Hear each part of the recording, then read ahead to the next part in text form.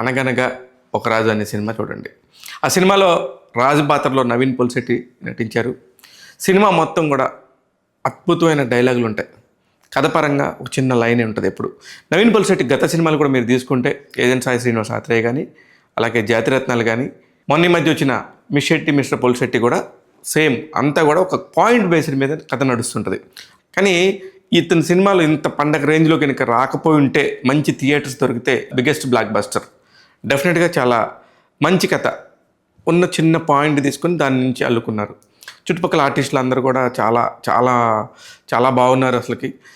ముఖ్యంగా హీరోయిన్ మీనాక్షి చౌదరి కానీ, అలాగే మీనాక్షి చౌదరి ఫాదర్గా చేసిన రావు రమేష్ గారు. సినిమా స్క్రీన్ స్టార్ట్ అయినప్పటి నుంచి ఇంటర్వెల్ వరకు మీరు అసలు ఊహించని నవ్వులు ఎక్కడ అసలు అంటే అది దాన్ని క్రింజ్ జోక్స్ అని కూడా అనుకుంటారు కొంతమంది. అఫ్ కోర్స్ అవి క్రింజ్ జోకులైనా అవన్నీ వేయగలగాలి. అక్కడ అవి వేసి వాటిని మెప్పించి అక్కడ నవ్వించగలగటం అనేది చాలా పెద్ద విద్య. మనం అనుకున్నంత ఈజీ కాదు. ఆర్ట్ డైరెక్షన్ అయితే కనుక ప్రొడక్షన్ డిజైనర్ గురించి ఖచ్చితంగా చెప్పుకోవాలి. వాళ్ళ ప్లేస్లు అవన్నీ చూసిన లొకేషన్స్ చాలా కొత్తగా ఉన్నాయి. మిక్కీ జే మేయర్ గారు ఇలాంటి ఒక సినిమాలకి మిక్కీ జే మేయర్ అనగానే చాలా సూతింగ్ చాలా అంటారు కదా, అలా ఏం లేదు. మంచి కంటెంట్ ఇస్తే ఆయన ఎరగదీసేసాడు. చాలా చాలా బాగున్నాయి ఆయన సాంగ్స్ కూడా. దీని పక్కన చేసిన చమ్మక్ చంద్ర కానీ, లేకపోతే జబర్దస్త్ మహేష్, ఇలాగ చాలామంది ఉన్నారు.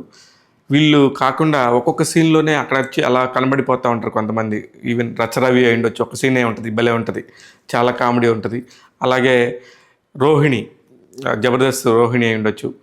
అందరికంటే ముఖ్యంగా ఈ మధ్య బాగా సూపర్ స్టార్ లాగా ఉన్నాడు, సంక్రాంతికి వస్తున్నాం సినిమాలో ఉన్న రేవంత్, చిన్న పిల్లాడు. మొన్న ఈ మధ్య మనశంకర్ వరప్రసాద్లో కూడా ఎరగదీశాడు. మళ్ళీ ఈ సినిమాలో కూడా చాలా బాగున్నాడు, కొంచెం డిఫరెంట్గా కనిపించాడు. ఇలాగ చాలామంది క్యారెక్టర్స్ కూడా చాలా వైడ్గా చాలా బాగా అనిపించినాయి. అందరూ తెలిసిన మోకాలు అవడంతో కామెడీని పండించడానికి చాలా స్కోప్ దొరికింది. ఇకపోతే ప్రొడక్షన్ వాల్యూస్ చాలా కలర్ఫుల్గా ఉందండి. ఇక్కడ ఎంత వస్తుందో ఎంత రాదు అనేది తర్వాత సంగతి. ముందైతే దాన్ని చాలా కలర్ఫుల్గా చేయడానికి చాలా ఖర్చులు అవుతాయి. అవన్నీ కూడా సూపర్గా కనిపించేటట్టు చేసిన ప్రొడక్షన్కి మాత్రం ఖచ్చితంగా కంగ్రాచులేషన్స్ చెప్పాలి. ట్యాగ్ తెలుగు అనగానే ఒక సినిమాకి ఇస్తున్న రేటింగ్ 3/5. నేను మీ శివ మల్లల.